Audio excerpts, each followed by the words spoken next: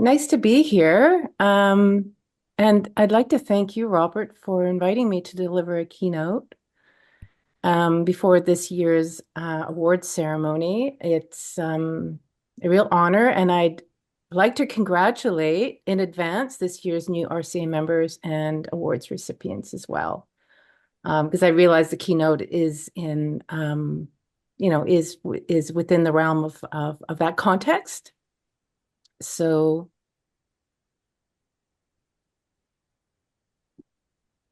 First, I'd like to acknowledge that I am located on the as an uninvited guest on the traditional and unceded territory of the Coast Salish peoples. I'm grateful to be living on this land. I would also like to acknowledge how important learning about Indigenous worldviews has been for my awareness as one living being amongst many other human and other than human beings with whom I share my existence. And in my ongoing development as an artist, writer, and educator, in learning to take greater ethical responsibility for living with others on this earth. So about a month ago, I was asked by Robert Toombs to quickly come up with a title for the keynote. And the words art and extinction immediately came to mind, but I hesitated for a while before committing to it. It felt like a bit of a harsh title, and I didn't know what I was going to be writing or presenting. So despite this being a celebratory event, this will be a keynote played in a minor key. I am honored that you are all here to lend me your ears, and I do hope that the ideas resonate. In the weeks that have followed, upon coming up with that title, and then thinking about what I wanted to say, Donald Trump won the election. The news came out during COP29 in Baku, Azerbaijan, that global emissions went up last year after world leaders all promised to make them come down. Around the same time, it was reported that 2024 is on track to being the hottest year on record, hitting the global average temperature of 1.54 degrees Celsius above pre-industrial levels. We have been telling ourselves for years to avoid getting to this point.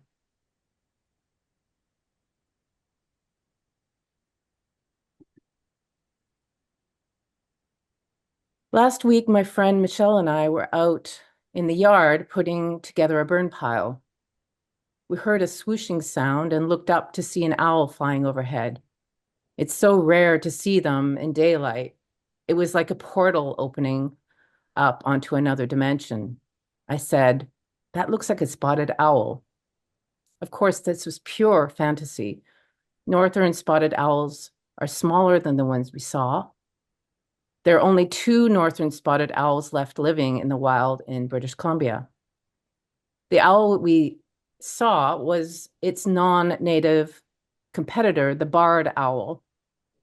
This larger invasive species, originally from eastern North America, poses a significant threat by competing with the spotted owl for prey and habitat, and by spoiling their breeding through aggressive behavior, attacking nests, and so on. The northern spotted owl thrives in old-growth forests of the Pacific Northwest, often nesting in Douglas fir and western and mountain hemlock trees. Once upon a time, prior to European settlement, there were upward of 1,000 spotted owls living in British Columbia's forests, which isn't a lot. They're highly vulnerable species, very in tune with the meshwork of species that make up their habitat. They require expansive territory, but due to logging, the habitats they had traditionally inhabited were significantly destroyed, and so their population declined. Due to careless logging practices and to human population expansion, the spotted owl is one of Canada's most endangered animal species. The northern spotted owl was classified as threatened in 1990. This classification halted logging. With their habitats protected and populations monitored, there is hope that the northern spotted owl will be able to adapt and coexist with its aggressive newcomer. To support spotted owl recovery in BC, over 150 barred owls were relocated from 2007 to 2021. Most existing spotted owls today are being brought up in captivity and are then released into the wild when they are deemed old enough to compete with the barred owl for survival. But there are only 2 left in the wild.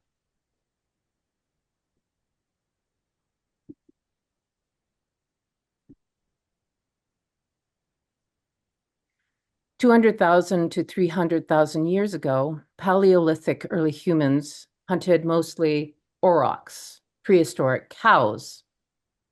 99% of the bones found at ancient sites where early humans lived are auroch bones, broken open so that humans could suck out the nutrient-rich marrow.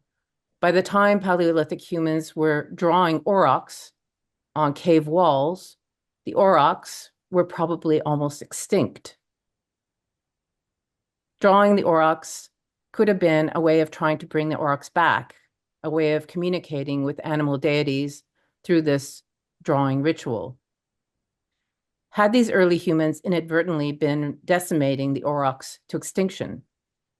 If these speculations about the mysterious traces left behind by Paleolithic humans are in the ballpark of just such a reality, then there is a relationship between what we might interpret as the first instances of surviving art in the face of species extinction.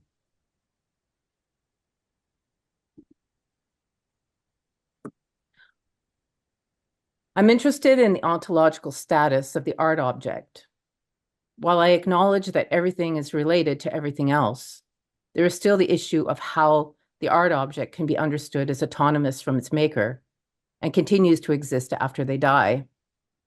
I realized the poignancy of this fact after my longtime collaborator and best friend of 28 years passed away. The essence of the person had been left behind in the music they made. What a strange ontology art has, for its being is attached not only to the material world, but to the immaterial, albeit embodied world of feelings and ideas which are conveyed through the expressive qualities inherent to matter.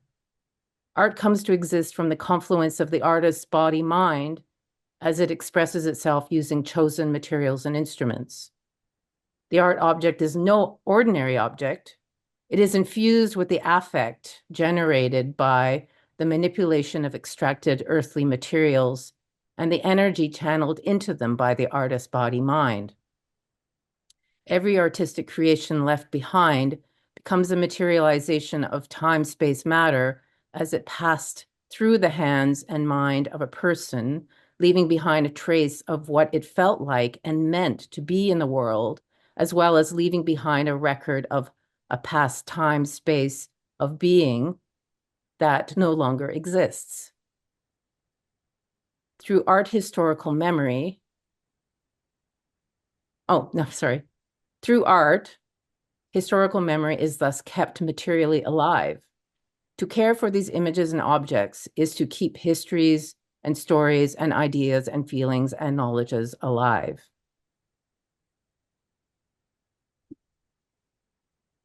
I believe the expressiveness of all life forms is at the basis of our engagement with aesthetic images and objects and events, from the very origins of art as mere trace or affective intensity or idea, as simple as saying, I was here. Humans have tapped into the vibratory energy that runs through all materials and life forms. We make art because we experience aesthetic potential in the earth and then extract its resources, eventually directing them towards the creation of sensorial and intellectual intensities.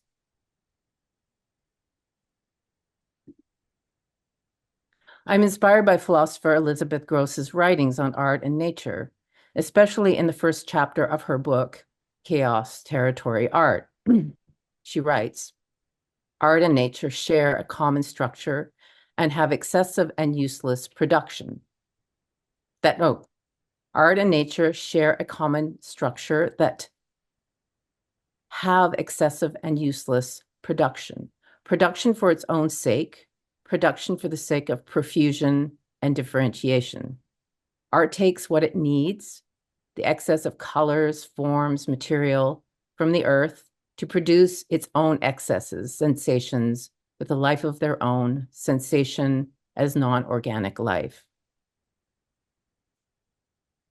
This tongue orchid emits attractive chemicals that mimic the pheromones used by female insects to attract their mates. A range of insects are involved in this game with the orchid, including a variety of wasps, sawflies, and ants.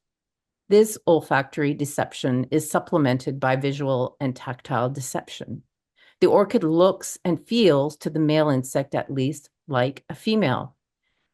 He attempts to mate with a surrogate female, and so, in doing, picks up a packet of pollen. When this same wasp is attracted to another orchid, the pollen is transferred to the receptive stigmas, thus pollinating it. There are other well-known examples of exuberance and attraction. Dazzling displays of plumage, bizarre transformations in form, dances, and ornamented nests. While Gross brings up a fascinating argument that acknowledges art's interrelationality with all the exuberant life that exists, having evolved towards the playful diversity inherent to sexual selection, many human cultures would appear to have sublimated this more animal and plant-based impulse towards making art into something deemed socially acceptable, even ideologically valuable, a lost connection with one's coextensiveness with the natural world. Of course, this excess exuberance of the life world is quickly being depleted. All of the exuberant life that is lived in symbiosis with everything else, everything having evolved with everything else, such that a disruption to one life form can cascade into a chain reaction, a threat to survival to an entire network of living beings. The rainforests are being burned down to grow soybeans, corn, which in turn feed the cows, which in turn are eaten by humans. The exchange of biodiversity for monoculture is obscene.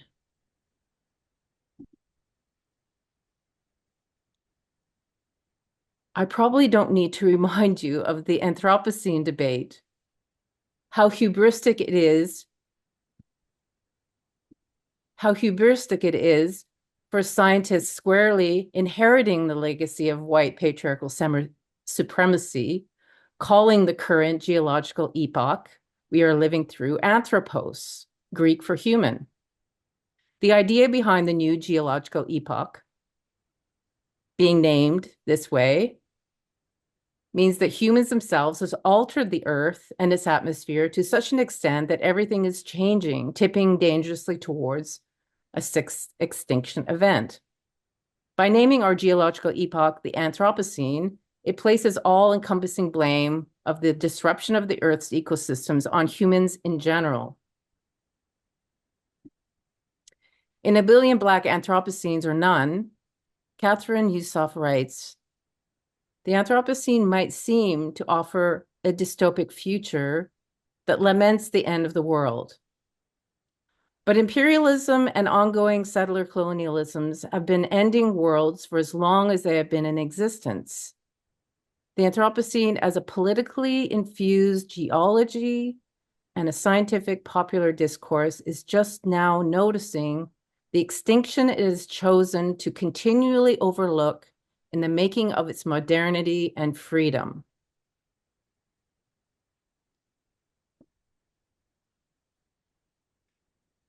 The longue durée of human activity that has resulted in the so-called Anthropocene, in fact, exhibits a colonial geology, a racialized territorialization of the earth.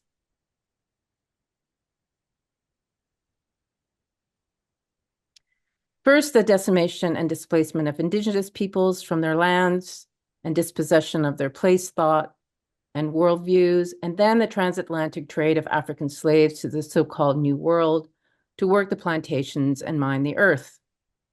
The colonial Anthropocene wounded the very flesh of targeted communities deemed inferior to Eurocentric knowledge power.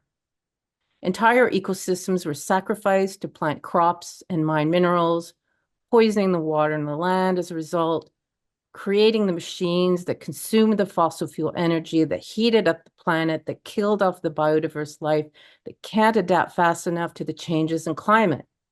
This impossibility to react quickly enough includes human populations today and in future who live in vulnerable locations, many of which are the very places and people exploited by European colonialism. So it is important to be reminded that some people have experienced the apocalypse already. Anishinaabe scholar Lawrence Gross frames the phenomenon of post-apocalyptic stress syndrome, which he argues is the result of the upheavals wrought by colonial violence. And I quote, "One critical aspect of exploring the reality of Native American history is to correctly name the experience Native Americans have suffered and which they continue to endure to this day. Native Americans have seen the end of their respective worlds. Using vocabulary from the study of religion, this should be correctly termed an apocalypse. Just as importantly, though, Indians survived the apocalypse. This raises the further question, then, of what happens to a society that has gone through an apocalyptic event." In the same vein, Zoe Todd and Heather Davis write, "Indigenous peoples contend with the end of their worlds and continue to work to foster and tend to strong relationships to humans other than humans and land today. This Indigenous resistance in the face of apocalypse and the renewal and resurgence of Indigenous communities in spite of world-ending violence is something that Euro-Westerner thinkers should heed as we contend with the implications of the imperial forces that set in motion this seismic upheaval of worlds starting back in 1492.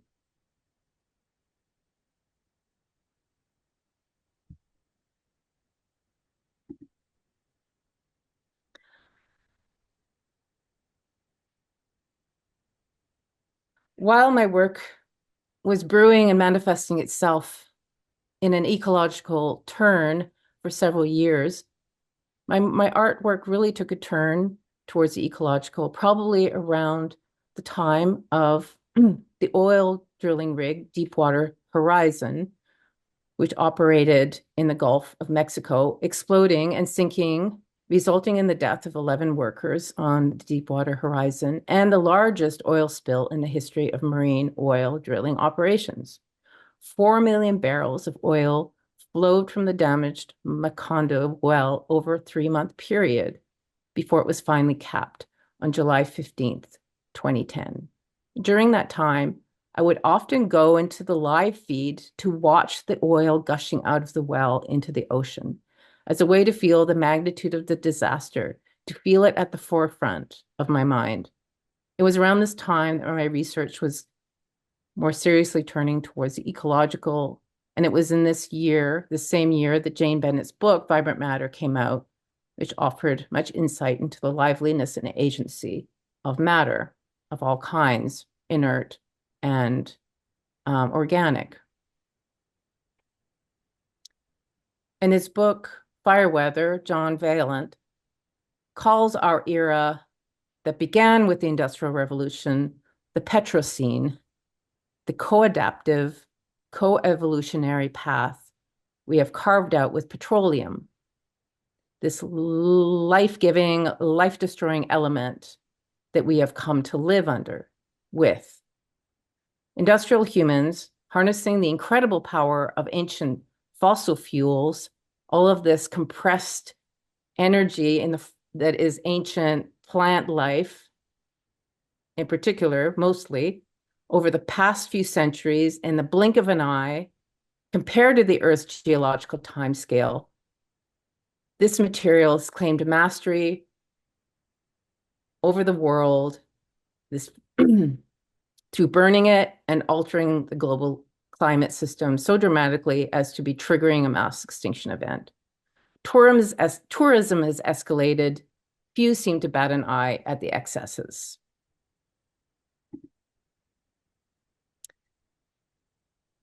Around this time, around 2010, I was also looking at images of tailing ponds, the waste material left over from various mining practices. There was an apocalyptic sublime quality to them. So here I was making art not inspired by biodiversity's excesses necessarily, but the intensities of nature's, from the capitalism's waste products. I had already been experimenting with paint pours for about 16 years, experimenting with combining paint materials that shouldn't go together, for example, oil into plastic, oil into acrylic. Materials that, when combined, are expressive of a tension that becomes aesthetically explosive, bringing out new affective intensities. My use of red iron oxide, pigment, and bitumen as ideologically loaded paint materials was intentional. With red iron oxide, it was pointing to art's origins, and with the bitumen, it was an inkling to its possible demise. These experiments gradually developed into the temporary public art piece I made. That was organized by Vancouver Art Gallery's offsite, a space next to Shangri-La's building on Georgia Street in downtown Vancouver, a street with lanes and lanes of vehicle traffic going up and down daily. What I made was this monstrous "Your Kingdom to Command." In this piece, the black tar triangle is a pyramid of capital that sucks everything into it. Or it is an asphalt highway on which everything is transported, on which capitalism rides out its quick profits at the expense of a balanced ecosystem. Biodiversity is slowly being pushed over the horizon to vanish into the night of the world.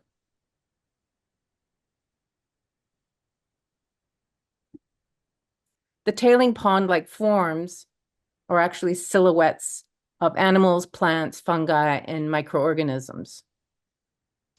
Diseased-looking and ghostly. A sense of perspectival space was achieved by playing with the scale of the forms, getting smaller,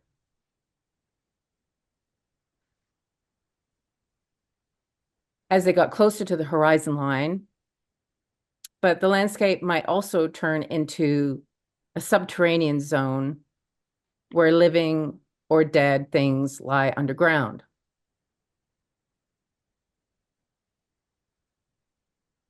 The tree stump fountain is made from two trees that came down in the hurricane that hit Vancouver in the late summer of 2015, before the leaves on the trees had a chance to fall. So the leaves acted like a sail as the wind blew up against them, causing the trees to be uprooted. One stump, with an island of life around it, appears to be trying to water the other one to revive it, either that or pissing up against it.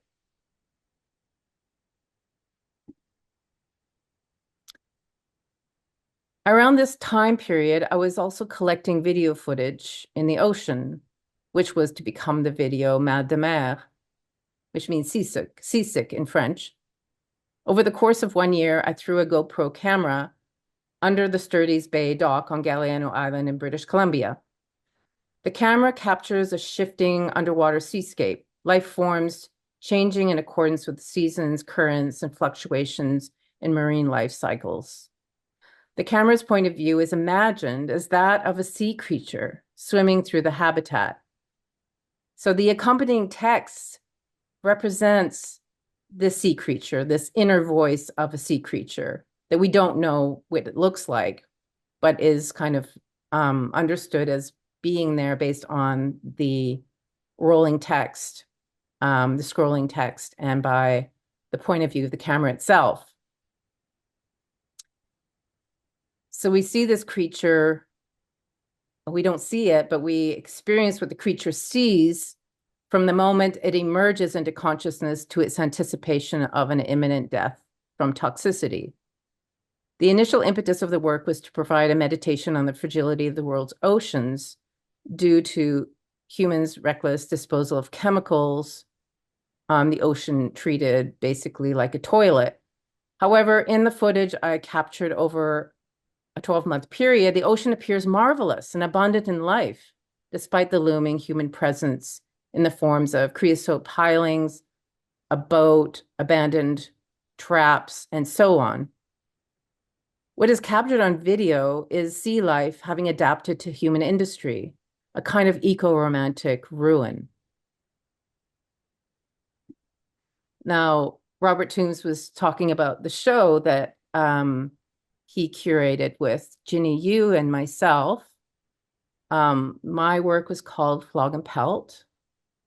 So when you encounter the work, there's a series of specific objects arranged on a canvas as a sculptural installation on the floor, which includes a beaver coat, which is on top of a jerry can, and at the far end, a fly swatter, a carpet beater, a branch, two types of paddle, a piece of turned wood, a leather belt, and pine cones, which are coated in bitumen. I conceptualized this assemblage as an allegorical arena of objects and signifiers to be experienced, sensed, and potentially deciphered by the viewer.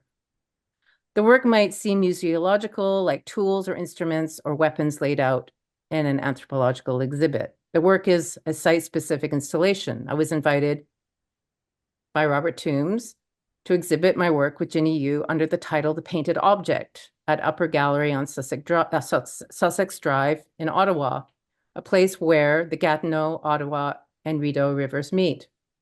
The place name of Ottawa itself is derived from the Algonquin Adawe, meaning to trade. In Flog and Pelt, I compare 17th century instance of natural resource extraction in the form of hunting beavers for their pelts to the 20th century's petroleum industry. As natural resources, beavers and bitumen couldn't be more different biologically, historically, and technologically, but they are coextensive with one another in the way they become instrumental in laying the economic foundation towards nation building. Flog and Pelt points to how destructive extraction of natural resources has been at the core of colonial pursuits within Canada's history. So to make Flog and Pelt, I coded tools and instruments associated with assistance and care with layers of bitumen. However, the context in which they're installed could make them look like instruments of punishment. For instance, the fly swatter helps humans control fly populations, but they kill the fly who has just as much right to live as anyone else. In fact, insect populations are collapsing, and flies are very good pollinators of flowers to even greater numbers than bees, wasps, and butterflies. Without them, we are doomed. The cane, which helps me walk, could be used for a beating. The belt that keeps up one's pants could be used for whipping. The beaver pelt is a luxurious object and piece of clothing that offers warmth and pleasure, but when draped on a gas can, could be stand-in as a spanking bench. The canvas is associated with painting, but because it is on the floor, it could be interpreted as a drop sheet to protect the floor from a mess. Fir cones are caked with bitumen, and some of this bitumen appears to have spilled on an otherwise pristine canvas, making the cones look like droppings. On the paddles, I imitated the look of insects and beavers gnawing into the wood. I don't know if I have the image. Here we go.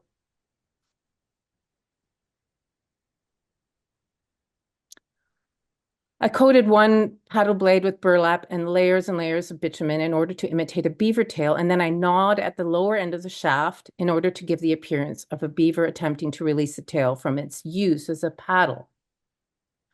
On the square tip paddle, I imitate the look of wood eaten away by beetles, termites, or woodworms. The impulse to eat away at human-made wood objects as an animal would is in keeping with my interest in imagining the life world of non-human others, especially in light of the destruction of their habitats in the name of human expansion and ingenuity. In this artwork, I aim to imitate sympathetically as an aesthetic form of responsibility. I'm getting near the end. So I was invited back in 2017 or so by Randy Lee Cutler and Ingrid Koenig at Emily Carr University to participate in a SSHRC-funded science art research project.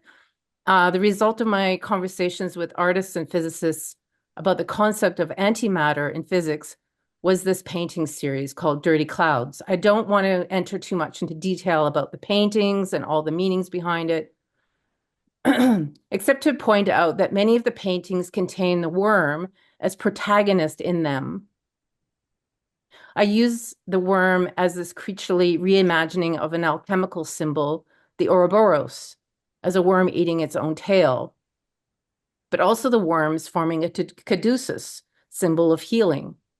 Mostly humans find the naked fleshy aspect of the worm squirming about in the soil disgusting. In my mind, the worm is mirrored in the human and the human in the worm, a tube with a mouth at one end and an anus at the other. The worm, in fact, more important. Compost and soil pass through the worm's body continuously, year after year, contributing to the soil's health. Without worms, no food. Without food, no us.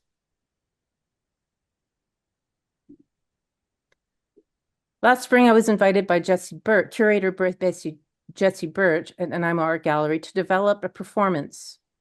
The result was, and much in you is still worm, a performance in which I take on the aspect of a worm monologuing from a worm's perspective. I am wrapped in a pink tensor bandage, in pink tensor bandages from head to foot, my feet immersed in a pile of soil. And so, as a conclusion to this keynote, I leave on a worm's note and recite the last two paragraphs from the performance, speaking poetically to how the end might look from the perspective of a worm who represents a collective. We watch the rocks weep. There is the generativity of the dead and the generosity of the microorganisms that feed off of. After the swarm of feeders, there's only the faintest shadow of a mole. Our hearts are gleeful to bursting from this collective feast. We wiggle and hum in the rain after sucking up the last cells. We can hear them trotting on the earth, spouting a stream of nauseating plans, shopping, making renos, procreating, popping out more metaphysical tubes. And they will soon be screaming at the sign of the Four Horsemen. We will dig deeper for cover and whip our tails about in case the horses follow. We were taken for granted, and now they are suffering the consequences. For the time being, we go on burrowing, but one day we too will perish, each seepage potent with any number of future becomings. So not perishing at all, really, combining with a few cells of dead leaf, a few strands of lichen, some charcoal, a few microbeads, recombining without end. Ouroboros, Soroboro, Ouroboros, Soroboro, Ouroboros. Thank you.